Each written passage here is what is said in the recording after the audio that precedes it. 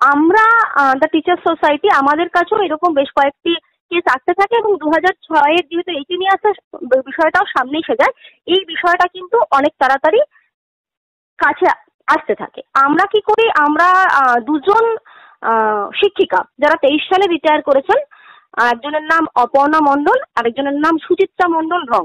এই দুজন শিক্ষিকাকে দিয়ে মাননীয় কলকাতা হাইকোর্টে আমরা মামলা করাই। মূলত তাদের পেনশন উইথড্রল হবে কিনা, পেনশনের লাস্ট বেসিক স্যালারির ওপর তাদের পেনশন ফিক্সেশন হবে কিনা, এটার প্রশ্নের সঙ্গে সঙ্গে আমাদের একটা মূল কোয়ারি ছিল এটা যে 2013 সালের একটা অর্ডার, সেই অর্ডারটার রেট্রোস্পেক্টিভ এফেক্ট কি করে 2006-এর অ্যাপয়েন্টমেন্টে হয়। আমরা মহামান্য আদালতের কাছে এটাও কিন্তু জানতে চেয়েছিলাম। সুখের বিষয় হচ্ছে গতকাল একটি মাত্র হিয়ারিংয়েই এই দুই দিদির ক্ষেত্রেই কিন্তু তাদের কোনো রকম পয়সা ফেরত দিতে হবে না। তার সঙ্গে সঙ্গে তারা যে লাস্ট স্যালারি ড্রন করেছেন, মানে জয়নিং এর প্রথম দিন থেকে এ ক্যাটাগরি টিচার হিসেবে লাস্ট স্যালারি তারা যা ড্রন করেছেন, সেই ড্রন স্যালারির ওপরেই তাদের পেনশনের বেসিক ফিক্স হবে এবং 28 দিনের মধ্যে তাদের পেনশন চালু করতে হবে তাদের এ ক্যাটাগরির বেসিকে। এই রায় কিন্তু আমরা পাই এবং এই যে 2013 রেট্রোস্পেক্টিভ এফেক্ট, এই প্রসঙ্গটাও কিন্তু আদালতে ওঠে।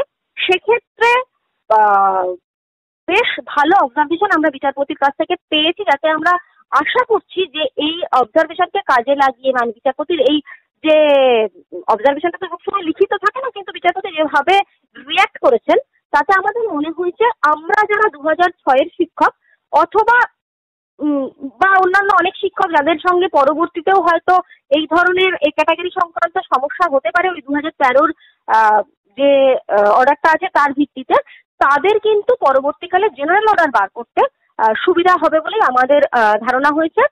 বিচারপতি রাজাশেখর বান্থা দুই দিদির পেনশন চালু করবার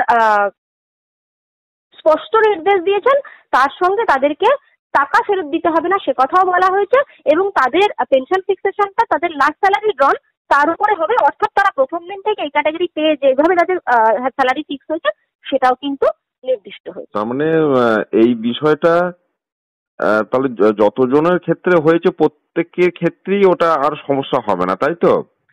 অর্ডারটা খুব ভালো একটা অর্ডার হয়েছে।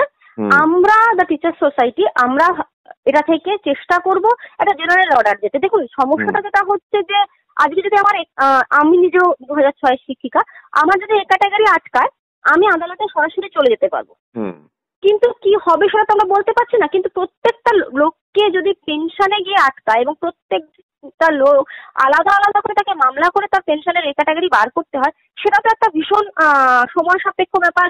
আমি এরকম টিচার চিনি যিনি এগুলো জানতেন না, তার পেনশন মানে তার প্রভিডেন্ট ফান্ডে যা জমিয়েছে তার চেয়ে বেশি টাকা তিনি ফেরত দিয়ে নিজের পেনশন চালু করেছেন। এই সমস্যাটা থেকে আমরা টিচারদের অব্যাহতি দিতে চাইছি। আমরা চাইছি যত শীঘ্র সম্ভব সার্টিফাইড কপি আসুক এবং আমরা বিকাশ ভবনেও যোগাযোগ করেছিলাম। বিকাশ ভবনের যোগাযোগের ফলে আমাদের মনে হয়েছে সরকারও এই বিষয়ে কিছু একটা পদক্ষেপ নিতে চলেছে। আমরা আর কিছুদিন সেটাও দেখে নিতে চাইছি।